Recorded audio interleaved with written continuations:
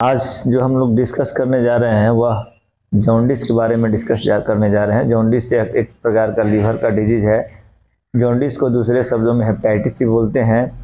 Hepatitis मतलब होता है कि इन्फेक्शन ऑफ हेपेट, यानी कि लीवर में इन्फेक्शन होगा तो वह जॉन्डिस कहलाता है। जॉन्डिस गर्मी का समय आ रहा है और गर्मी के समय में क्या होता है कि जॉन्डिस का प्रकोप बढ़ जाता है और बहुत सारे जॉन्डिस का गर्मी के दिनों में बहुत सारे पेशेंट जॉन्डिस के मिलते हैं। तो जॉन्डिस कैसे फैलता है इसको समझेंगे। जॉन्डिस का क्या सिम्टम है, जॉन्डिस के लिए क्या क्या जांच जरूरी है, जॉन्डिस का रोकथाम कैसे करेंगे। जॉन्डिस सामान्यतः एक सामान्य जॉन्डिस होता है, एक बहुत सारा बीमारियों के चलते जॉन्डिस होता है। किसी दवा के चलते जॉन्डिस हो सकता है, किसी अंग में कोई गड़बड़ी के चलते जॉन्डिस हो सकता है, ऑब्स्ट्रक्शन के चलते बाइल डक्ट या फिर पेंक्रियाज वगैरह में ऑब्स्ट्रक्शन के चलते, लिवर कैंसर में, पेंक्रियाटिक कैंसर में जॉन्डिस हो सकता है, वायरल इन्फेक्शन में जॉन्डिस हो सकता है, बैक्टीरियल इन्फेक्शन में जॉन्डिस हो सकता है। तो यह सब चीज़ समझेंगे किस तरह का जॉन्डिस है, क्या इलाज है। सामान्यतः जो जॉन्डिस होता है उसके पटने का जो रास्ता होता है वह फीकल ओरल रूट होता है, यानी खान पान के तरीके द्वारा फैला जाता है। जैसे हम लोग बताए थे F5 faeces, fluid, fly, finger, अगर ये सब मतलब कि उसमें अगर कोई जॉन्डिस से रिलेटेड बैक्टीरिया है तो उसका इन्फेक्शन हमारे शरीर में हो सकता है। और खान पान के द्वारा या टॉयलेट के स्पिरिट से यह फैलता है। अगर कोई टॉयलेट गया है और उसको फीकल मटेरियल में है और बढ़िया से टॉयलेट वॉश नहीं हुआ है तो उससे जॉन्डिस फैल सकता है। तो जॉन्डिस का कनेक्शन डायरेक्ट लीवर से होता है, क्योंकि लीवर का जॉन्डिस का दूसरा नाम हेपेटाइटिस है। हेपेटाइटिस में क्या होता है कि इन्फेक्शन ऑफ लीवर का जो सेल है उसमें इन्फेक्शन हो जाता है, और वह इन्फेक्शन या बैक्टीरियल है या वायरल है या फिर किसी दवा के चलते है या फिर किसी रुकावट के चलते है। इस चीज़ का पता लगाना जरूरी है। अब सबसे पहले जान लीजिए कि जॉन्डिस के लिए उत्तरदायित्व क्या होता है। तो बिलिरुबिन होता है। हमारे शरीर में बिलिरुबिन पाया जाता है। बिलिरुबिन जो है क्या है कि हमारे लीवर के द्वारा 3 तरह का एंजाइम सीक्रेट किया जाता है, बिलिरुबिन, बिलिवर्डिन, ब्लूसाइनिन। बिलिवर्डिन जो होता है वह नॉर्मल वैल्यू हमारे शरीर में 0.2 से 0.8 तक होता है, यानी कि 1 से नीचे ही रहना चाहिए यह। और बिलिरुबिन क्या है, तो bilirubin is the broken part of haemoglobin या आरबीसी। मतलब कि आरबीसी या हीमोग्लोबिन टूटता है तो उसका जो ब्रेक डाउन पार्ट है वही बिलिरुबिन होता है। तो अब देखिए कि अब मानते हैं कि आरबीसी ब्रेक डाउन हो रहा है, और आरबीसी ब्रेक डाउन हो रहा है और उसका एक्सक्रीशन, जितना भी वेस्ट प्रोडक्ट में, आरबीसी का लाइफ साइकिल 120 दिन है। 120 दिन बाद क्या होगा कि आरबीसी ब्रेक डाउन होगा, ब्रेक डाउन होकर बिलिरुबिन में कन्वर्ट होगा और वह फिर वेस्ट प्रोडक्ट के रूप में बाहर निकल जाएगा। किससे बाहर निकलेगा, तो यूरिन से और स्टूल से बाहर निकलेगा। स्टूल से बाहर निकलेगा। बिलिरुबिन का जो कलर होता है वह क्या होता है, पीला होता है। बिलिरुबिन कलर में कैसा होता है, येलो होता है। बिलिरुबिन के कारण ही पैखाना का कलर पीला होता है। आज तक आप लोग नहीं जानते थे कि स्टूल का कलर पीला क्यों होता है, लेकिन आज जान लीजिए कि बिलिरुबिन में जो ब्रेक डाउन होता है और बिलिरुबिन जो वेस्ट प्रोडक्ट के रूप में बाहर होता है, काइनिन के रूप में जो बाहर निकलता है, तो बिलिरुबिन के चलते जो है, तो अब हमको समझ में आ गया कि बिलिरुबिन क्या होता है। तो bilirubin is the break down part of RBC. तो यदि हमारे शरीर में बिलिरुबिन का या तो जो टूटा हुआ पार्ट है, जो एक्सक्रीट है, वेस्ट रूप के बाहर में, वेस्ट प्रोडक्ट के रूप में बाहर नहीं निकल रहा है, तब जाके बिलिरुबिन का वैल्यू बढ़ेगा। या फिर किसी कारण के चलते ब्लड सेल का सही तरीके से निर्माण नहीं हो रहा है, एनीमिया, सिकल सेल एनीमिया आते हैं, बहुत तरह के एनीमिया होते हैं जिसमें ब्लड सेल मतलब कि मैच्योर नहीं हो पाता है। थोड़ा सा ब्लड सेल का निर्माण हुआ और पक्का में ही ब्रेक डाउन हो गया, टूट गया, यानी कि ज्यादा मात्रा में ब्लड सेल टूट रहा है खून की कमी के चलते या फिर और किसी खून के रिलेटेड बीमारी चलती है, यानी कि ब्लड से भी रिलेटेड प्रॉब्लम होगा तो जॉन्डिस होगा। और जिसका जॉन्डिस जिसको हेपेटाइटिस होगा उसको हीमोग्लोबिन भी कम होगा, क्योंकि दोनों एक दूसरे से कोलिब्रेट है। क्योंकि आरबीसी जब ब्रेक डाउन होगा तभी बिलिरुबिन की मात्रा बढ़ेगी, और जब ब्लड जो है प्रॉपर मात्रा में जो ब्लड में सर्कुलेट कर रहा है, अगर उसका मैच्योर सेल नहीं है, उसका भी आरबीसी का भी लाइफ मतलब सेल कैटेगरी होता है, तो इमैच्योर सेल होता है, मैच्योर सेल होता है। इमैच्योर सेल ज्यादा माने पक्का जो सेल के रूप में पूरा कन्वर्ट नहीं हुआ, तो वैसे कंडीशन में ज्यादा ब्रेक डाउन होता है आरबीसी का, और उस कंडीशन में क्या होता है कि ज्यादा ब्रेक डाउन होगा आरबीसी का तो बिलिरुबिन का मात्रा बढ़ेगा। तो बिलिरुबिन का मात्रा बढ़ेगा तो शरीर में क्या क्या होगा, बिलिरुबिन का मात्रा बढ़ेगा तो शरीर में 4 गो सिम्टम दिखाई देगा। जब शरीर में बिलिरुबिन की मात्रा ज्यादा होगी तो जहां जहां है उसका कहे कि वह पीला होता है, तो जहां जहां होता है वहां वहां पीलापन दिखाना स्टार्ट कर देगा। तो बिलिरुबिन कहाँ कहाँ कैरी करता है, तो बॉडी फ्लूइड में कैरी करता है, ब्लड में कैरी करता है, स्टूल में कैरी करता है, यूरिन में कैरी करता है, तो वहां पाया जाता है। जैसे शरीर में बिलिरुबिन की मात्रा ज्यादा बढ़ेगी तो लीवर जो है प्रॉपर काम नहीं करेगा, या फिर लीवर से बाइल जो है ज्यादा बर्न सिक्रेशन हो रहा है या फिर बाइल का सिक्रेशन कम हो रहा है, तो लीवर प्रॉपर काम नहीं करेगा, और लीवर प्रॉपर काम नहीं करेगा तो उस पेशेंट को सबसे पहला सिम्टम है कि उल्टी आएगा, नोजिया होगा, वोमिटिंग होगा, पेन इन एब्डोमेन होगा, लॉस ऑफ एपेटाइट होगा, क्योंकि लीवर वर्क नहीं करेगा तो डाइजेशन ठीक से नहीं होगा, पेट फूला रहेगा। ब्लड में बिलिरुबिन की मात्रा बढ़ने से क्या होगा, ब्लड शरीर में इचिंग भी किसी को हो रहा है तब भी जॉन्डिस हो सकता है, तो इचिंग होना भी जॉन्डिस का एक लक्षण है। उसके बाद अब मानते हैं कि बिलिरुबिन की मात्रा शरीर में बढ़ गया तो क्या क्या सिम्टम होगा, तो ब्लड में सबसे पहले हम लोग ब्लड का टेस्ट कराते हैं। सबसे पहले बिलिरुबिन कहाँ अपीयर होता है, जैसे टाइफाइड में भी पहले ब्लड में आता है, तो उसी तरह बिलिरुबिन का चाहे लीवर के हेपेटाइटिस वगैरह का सही पता लगाना है तो वह कहाँ पता लगेगा, तो ब्लड में पता लगेगा। तो ब्लड में हम लोग क्या क्या जांच कराएंगे, तो सीरम बिलिरुबिन एसजीपीटी कराएंगे, और सीरम बिलिरुबिन और एसजीपीटी बढ़ा रहेगा, ब्लड का प्लाज्मा जो है उसका कलर डीप येलो हो जाएगा। और सेकेंड स्टेज में जॉन्डिस जो अपीयर होता है वह कहाँ अपीयर होता है, तो सेकेंड स्टेज में होता है यूरिन में, due to excess breakdown of bilirubin. तो उसमें क्या होगा कि पेशाब जो है वह पेशाब का कलर हल्दी कलर का होने लगेगा, पीला होने लगेगा, पैखाना पीला होने लगेगा, पेशाब पीला होने लगेगा।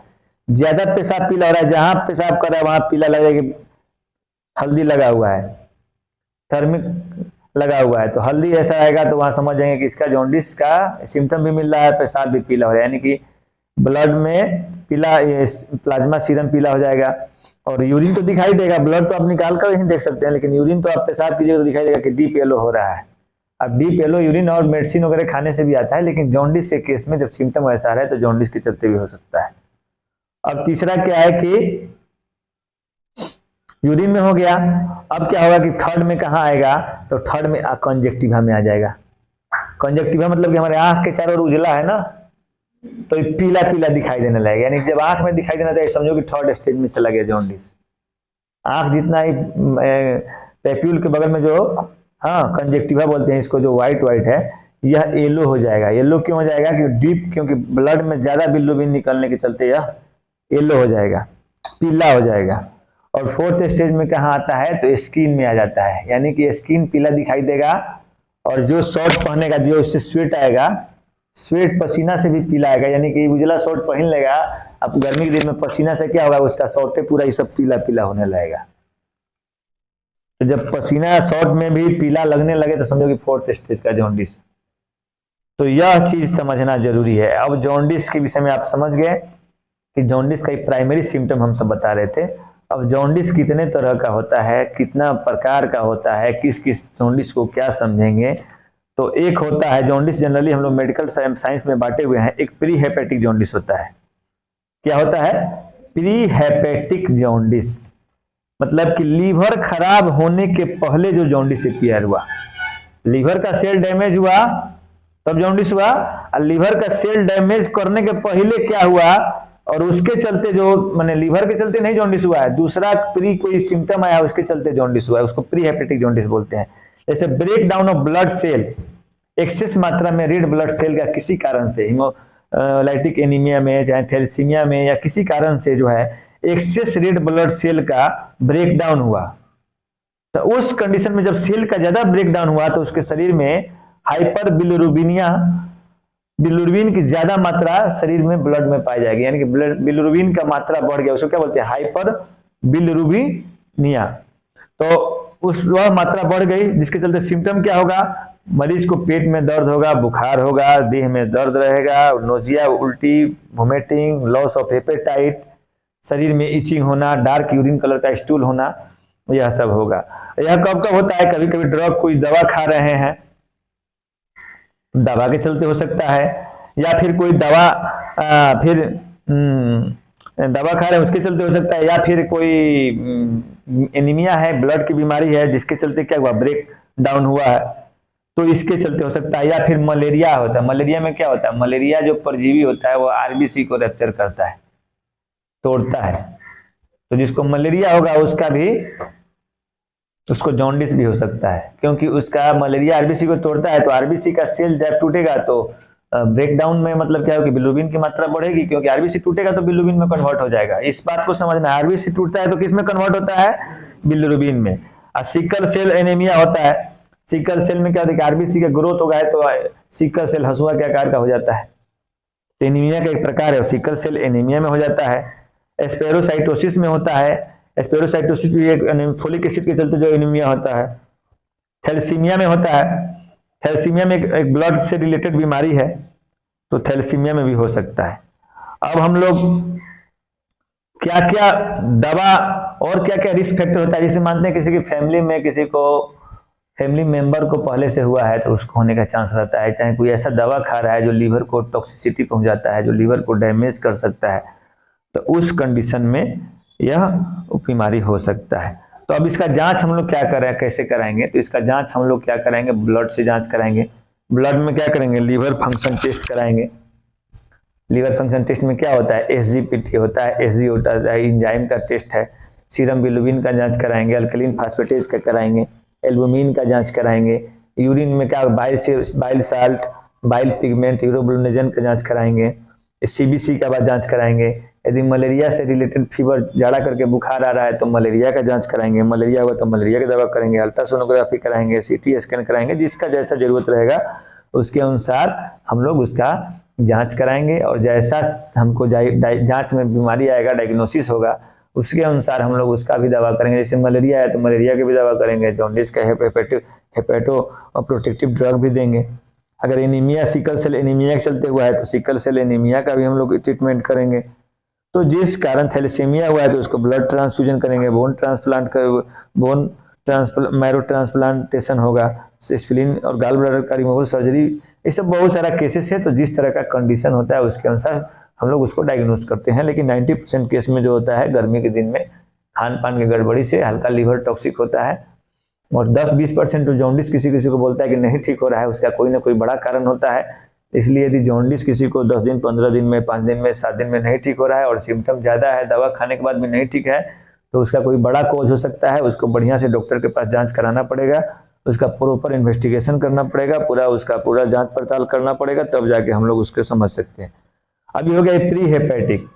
अब एक दूसरा जॉन्डिस का प्रकार हुआ हेपेटिक जॉन्डिस। हेपेटिक मतलब, हेपेट मतलब लीवर, और लीवर जो सेल, लीवर जो बना होता है हेपेट सेल का बना होता है। यानी कि लीवर के सेल में या टिश्यू में किसी गड़बड़ी के चलते, कोई एबनॉर्मिटी के चलते, अगर उसके सेल या टिश्यू के डिस्फंक्शन के चलते यदि लीवर डैमेज हो रहा है, जैसे लीवर सिरोसिस, अल्कोहल लीवर अपसेस, या फिर अमेबिक लीवर अपसेस, या फिर कोई ऐसा कारण है जिसमें लीवर के फिल्ट्रेशन रेट को गड़बड़ा रहा है, जिससे बाइल का फिल्टर ठीक से नहीं हो रहा है, लीवर के सेल को डैमेज कर रहा है, तो उस तरह का जो जॉन्डिस होगा उसको हम लोग हेपेटिक जॉन्डिस बोलते हैं।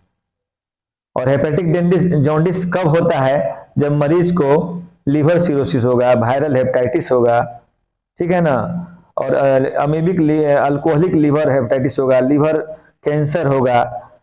तो लीवर के सेल के चलते, और जिस कारण से डैमेज हुआ, ज्यादा शराब पीने के चलते लीवर फेल हुआ हो, लीवर सिरोसिस हुआ हो, लीवर के किसी एनाटॉमिकल स्ट्रक्चर में कोई चेंजेज आया हो, या फिर कार्सिनोमा डेवलप किया हो, या फिर मेटास्टेटिक्स हुआ हो, तो कोई ऐसा डिजीज, ऐसा कॉज जो लीवर के सेल को, टिश्यू को डैमेज करने के लिए विवश किया हो, तो उस प्रकार के जॉन्डिस को हम हेपेटोसेलुलर, यानी कि हेपेट, लीवर के सेल के गड़बड़ी के चलते जो जॉन्डिस हुआ वह हेपेटोसेलुलर होता है। तो कॉमन कॉज इसका क्या है, किस किस कारण से हेपेटोसेलुलर जॉन्डिस होता है, तो लीवर सिरोसिस के केस में ज्यादा देखने को मिलता है। Viral hepatitis, hepatitis B, hepatitis C में देखने को ज्यादा मिलता है। प्राइमरी बाइलरी सिरोसिस में देखने को मिलता है। अल्कोहलिक हेपेटाइटिस में, मतलब कि कोई दारू पी रहा है और उसके चलते लीवर, रेगुलर दारू माने वाइन का, शराब का सेवन करने के चलते यदि लीवर खराब हुआ है तो उसके चलते हो सकता है।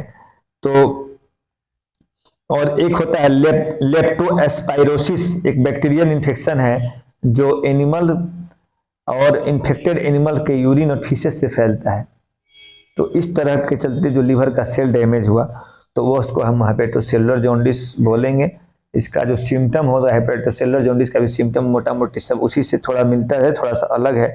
इसमें क्या है कि loss of appetite, weight loss, nausea, vomiting, pain in abdomen, distension abdomen, weakness, abnormal weight loss, एकाएक शरीर का वजन कम होना, मुंह में पैर में सूजन, swelling in foot and face, किसी का मुंह पीला है, पैर हाथ में सूजन है तो एनीमिया हो सकता है, जॉन्डिस हो सकता है, किडनी का प्रॉब्लम हो सकता है। इसलिए कहता है देह हाथ फूल गया है, कुछ ज्यादा दिक्कत नहीं है, थोड़ा सा देह हाथ फूल गया है, सुसुआ गया है, गाँव देहात में कहा होता है।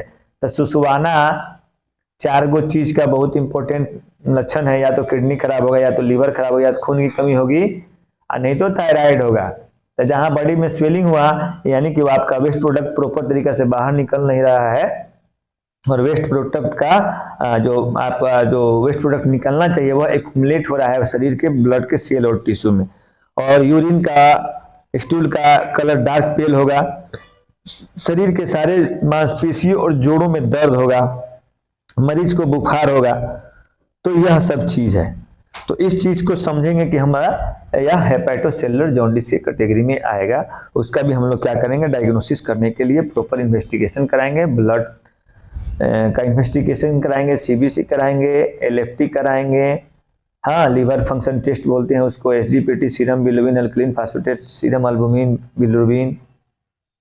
तो अब जो है ब्लड का जितना भी जांच है वो सब हम लोग करा के देख लेंगे पेशेंट को। ब्लड का जांच करने के बाद हम लोग क्या उसका जांच कराते हैं, यूरिन का जांच कराएंगे। यूरिन में हम लोग देखेंगे बाइल साल्ट आ रहा है कि नहीं, बाइल पिगमेंट कैसा है। अल्ट्रासोनोग्राफी कराएंगे लीवर के सेल साइज को देखने के लिए, साइज को शेप देखना है, हेपेटोमेगाली तो नहीं है, उसका कैसा क्या हाल चाल है। तो यह लीवर का हम लोग, और जरूरत पड़ने पे हम लोग उसको इंडोस्कोपी और एमआरआई भी करा के देख सकते हैं बीमारी के कंडीशन के अनुसार। तो अब ये हेपेटोसेलुलर जो इसका भी जो ट्रीटमेंट है वह अकॉर्डिंग टू पेशेंट के सीवियरिटी के अनुसार हो सकता है। यदि एंटीबायोटिक के ज़्यादा यूज के चलते लीवर टॉक्सिक हुआ है तो उससे गाइडलाइन पर ट्रीटमेंट होगा। यदि मानते हैं ज़्यादा अल्कोहल पिया है उसके चलते लीवर का सेल डैमेज हो गया है, या फिर कोई दवा का इस्तेमाल किया है उसके चलते हुआ है, या फिर वायरल कोई इन्फेक्शन है, वायरल हेपेटाइटिस है तो viral antiviral medications, hepatitis vaccination, patient को प्लेंटी फ्लूइड्स और बेड रेस्ट प्रॉपर, यह सब करना है। और अब हमारा जो लास्ट वाला जो आया हुआ है कि लास्ट वाला जो है हम लोग को post hepatic jaundice. Post hepatic jaundice क्या हुआ कि यदि जब लीवर को पूरा लीवर के के बाद जो पोस्ट हेपेटिक जॉन्डिस वह कहलाता है कि जो मतलब कि किसी रुकावट, ऑब्स्ट्रक्टिव जॉन्डिस भी बोलते हैं इसको, क्या बोलते हैं ऑब्स्ट्रक्टिव जॉन्डिस, मतलब कि किसी रुकावट के चलते बॉडी में जो आ रहा है जहां से इसका बिलिरुबिन निकलना चाहिए, जिसका बाइल निकलना चाहिए, वहां पे कोई ना कोई या पत्थर हो गया है, स्टोन हो गया है, ट्यूमर हो गया है, मास हो गया है, किसी रुकावट के चलते क्या होता है कि वहां पे ब्लॉकेज हो गया है और वहां से आदान प्रदान रुक गया है। तो उसके चलते जो ऑब्स्ट्रक्शन मतलब कि रुकावट के चलते जो जॉन्डिस होता है उसको हम लोग ऑब्स्ट्रक्टिव जॉन्डिस या पोस्ट हेपेटिक जॉन्डिस बोलते हैं। तो पोस्ट हेपेटिक जॉन्डिस का मेन कॉज क्या है, अब मानते हैं कि जीबी में स्टोन हो गया है, उसके चलते ऑब्स्ट्रक्शन के चलते जो जॉन्डिस होगा, high calcium deposit in the gall bladder that can block the bile duct. Gall bladder में स्टोन हुआ तो क्या किया कि कैल्शियम का डिपॉजिट ज्यादा हुआ गॉल ब्लैडर में, और वह क्या कि बाइल डक्ट को ब्लॉकेज कर दिया। बाइल डक्ट में ब्लॉकेज होने के चलते जो होता है ऑब्स्ट्रक्शन हो गया, बाइल का वहां से सिक्रीशन प्रॉपर तरीके से नहीं हुआ, जिसके चलते जॉन्डिस होगा वह गॉल स्टोन जॉन्डिस हो जाएगा। गॉल स्टोन के चलते ऑब्स्ट्रक्टिव जॉन्डिस हो जाएगा। पेंक्रिएटिक कैंसर, पेंक्रियाज में कैंसर होने के चलते क्या होता है कि पेंक्रियाज का जो कैंसर होता है स्प्रेड सेल पेंक्रियाज के सेल में डेवलप कर जाता है, और वहां पे क्या होता है कि डाइजेस्टिव सब्सटेंस को डिस्टर्ब करता है, जिससे पेंक्रिएटिक जूस वगैरह प्रॉपर तरीके से नहीं निकल पाता है, और उसके चलते भी ऑब्स्ट्रक्टिव जॉन्डिस हो सकता है। बाइल डक्ट में कैंसर के चलते हो सकता है, पेंक्रिएटाइटिस के चलते जॉन्डिस हो सकता है। तो इसका भी सिम्टम जो है पेशेंट बहुत फीलिंग सिक, बहुत कमजोर पेशेंट दिखाई देगा, उसका येलो यूरिन आएगा, पेट में दर्द रहेगा, नोजिया वोमिटिंग होगा, फीवर आएगा, शरीर में ज्यादा दर्द रहेगा, डायरिया होने लगेगा, एबनॉर्मल मतलब कि क्या वेट लॉस होगा, एबनॉर्मल स्वेलिंग हो जाएगा, पेट में स्वेलिंग हो जाएगा, एसाइटिस डेवलप हो सकता है, पेट में पानी होना, दिस इज कॉल्ड एसाइटिस। और इसमें रिस्क क्या क्या हो सकता है कि इसमें क्या होता है कि पेशेंट का एसाइटिस या फिर एक्स्ट्रा फ्लूइड जमा होने के चलते शरीर का वेट बढ़ सकता है, ओवर वेट हो सकता है, पेंक्रियाज में खराबी होने के चलते डायबिटीज मेलाइटिस हो सकता है, शुगर की बीमारी हो सकती है। तो यह सब जो होता है जनरली फीमेल में ज़्यादा होता है। स्मोकिंग और tobacco products, drinking lot of school, जो आदमी ज़्यादा सिगरेट पीता है, ज़्यादा अल्कोहल पीता है, ज़्यादा कोल्ड ड्रिंक्स पीता है, ज़्यादा गरिष्ठ खाना खाता है, उसको यह सब बीमारी हो सकता है। तो इसका भी हम लोग इन्वेस्टिगेशन के लिए वहीं ब्लड टेस्ट कराएंगे, सीबीसी कराएंगे, एलएफटी कराएंगे और अल्ट्रासोनोग्राफी कराएंगे, जरूरत पड़ेगा तो एमआरआई कराएंगे, एंडोस्कोपी कराएंगे। तो इसके अनुसार हम लोग इसको डायग्नोस कर सकते हैं कि यह किस तरह का जॉन्डिस है। अगर जिस तरह का हमको आया गोल स्टोन है तो उसके लिए सर्जन उसका ऑपरेट करेगा। जिस कारण ट्यूमर में हो सकता है, ट्यूमर के चलते, कैंसर के चलते, अब बाइल डक्ट में ट्यूमर हो गया, बाइल या फिर लीवर में कहीं गांठ हो गया जो बाइल सिक्रीशन को रोकता है, बाइल के आदान प्रदान को ब्लॉक करता है, और ब्लॉकेज के चलते जो जॉन्डिस होता है उसको हम लोग पोस्टऑपरेटिव या फिर ऑब्स्ट्रक्टिव जॉन्डिस करते हैं। तो इस तरह हम डायग्नोसिस कर सकते हैं। यानी हमने देखा कि एक छोटी सी मतलब नॉर्मल बैक्टीरियल प्रॉब्लम से लेकर एक इमरजेंसी प्रॉब्लम तक, वायरल प्रॉब्लम तक, कैंसर, ट्यूमर, सब तरह के केसेस में जॉन्डिस होते हैं, हेपेटाइटिस होते हैं। तो हमको यह डायग्नोसिस करना जरूरी होगा कि किस तरह का हेपेटाइटिस है, ठीक है ना, किस तरह का हेपेटाइटिस है। उस हेपेटाइटिस का डायग्नोसिस करने के बाद सिंपल हेपेटाइटिस है यानी सिंपल जॉन्डिस है, कि किसी ऑर्गन के चलते हेपेटिक जॉन्डिस है, कि पोस्टहेपेटिक जॉन्डिस है, कि प्रीहेपेटिक जॉन्डिस है। तो इसके अनुसार हम लोग डायग्नोसिस करके उसका इलाज और उसके डॉक्टर के पास जाने में हमको सहूलियत होगी, इलाज में आसानी हो जाएगी। बचपन के समय भी बच्चा, जो छोटा बच्चा होता है, उसको न्यूनेटल जॉन्डिस होता है, जिसमें क्या होता है कि बिलिरुबिन बहुत अधिक मात्रा में बढ़ जाता है, जो ऑटोमेटिक जो होता है फोटोसिंथेसिस धूप में रखने से या फिर उसको वार्मर में रखने से धीरे धीरे वह ठीक होने लगता है बच्चा। तो न्यूनेटल जॉन्डिस उस तरह का होता है जिसमें बच्चा का आंख, गर्दन, इसे फीवर वगैरह स्टार्ट हो जाता है। तो यह सब कंडीशन है, हम लोग जॉन्डिस का उसका डायग्नोसिस कर सकते हैं। जॉन्डिस जो है खान पीन, बाथरूम में गंदगी से, खाना में गंदगी से, बाहर के खाना खाने से, दूषित पदार्थ का पीने से यह सब जॉन्डिस फैलता है। या फिर सेक्सुअल ट्रांसमिटेड डिजीज से भी हेपेटाइटिस भी फैलता है, ब्लड ट्रांसफ्यूजन से भी फैलता है। तो इस सब पे हम लोग रोक लगाकर इस बीमारी पे कंट्रोल पा सकते हैं। बाहर का खाना नहीं खाना है, खुला में शौच नहीं करना है, खुले जगह पे जो खाना है अगर ढक के नहीं खिला रहा है वैसे होटल में नहीं खाना है, पानी खुला वाला पानी कहीं से टंकी में अगर उड़ा हुआ है तो उसका पानी नहीं पीना है। इन्फेक्टेड चीज़ जहाँ पे भी आता है वहाँ के चीज़ का सेवन नहीं करना है। जॉन्डिस हो जाने पे उस पेशेंट को आराम करना है, प्रॉपर पानी लेना है, ग्लूकोज वाला पानी पीना है, ठीक है ना। अगर शुगर का पेशेंट नहीं है तो फ्रूट्स वगैरह ज़्यादा खाना है, हाँ, हरा सब्जी ज़्यादा खाना है, अपने आप को डेली सफाई में रहना है, हाइजीन मेंटेन करना है, लिवर प्रोटेक्टिव ड्रग खिलाना है, हाँ, बी कम्प्लेक्स विटामिन सी का टेबलेट खिलाना है, ठीक है। तो यह सब प्रोसेस करना है। जॉन्डिस के बारे में हम लोग आज सब चीज़ जाने, अगले नेक्स्ट वीडियो में फिर अगला बीमारी डिस्कस करेंगे।